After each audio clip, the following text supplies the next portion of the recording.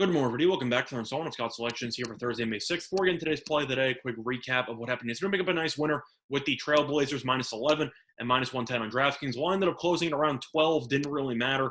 Portland was up 10 at the half, and then the floodgates opened up. Cleveland completely ran it against like I thought they would after that really exhausting overtime game against Phoenix the night prior.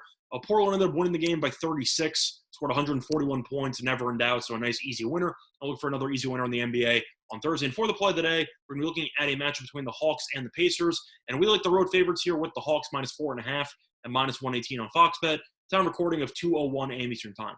Couple reasons why I like the Hawks in the spot. First of all, both of these teams have been hanging opposite directions. Atlanta has won each of its last three games, 3-0 ATS during that stretch. Ended up killing Phoenix yesterday, won that game by 32 points at home. Meanwhile, you look at Indiana.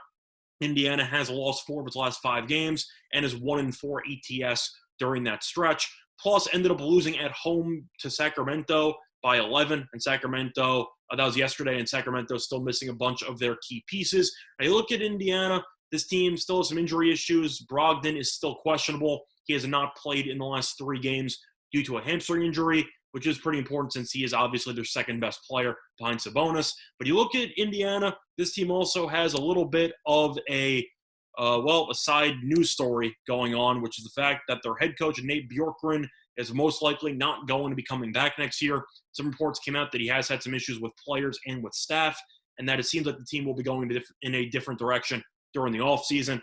That news ended up leaking yesterday. I'm not sure how much merit there is to it, but it came from some reliable sources. So I do think there is a decent amount of legs to that story. So Indiana, from what it seems, has A, kind of already quit on the head coach, and B, still injured and been playing some terrible basketball. Meanwhile, Atlanta, I talked about how they've won the last 3 games, but this team has been really, really good ever since they switched coaches and ever since they got Indiana's former coach in Nate McMillan. And I do think that might provide a little bit of an extra spark for Atlanta since they are going to be facing the coach's former team. But you look at Indiana as well. This team is going to be the home team for this spot. Does that really matter?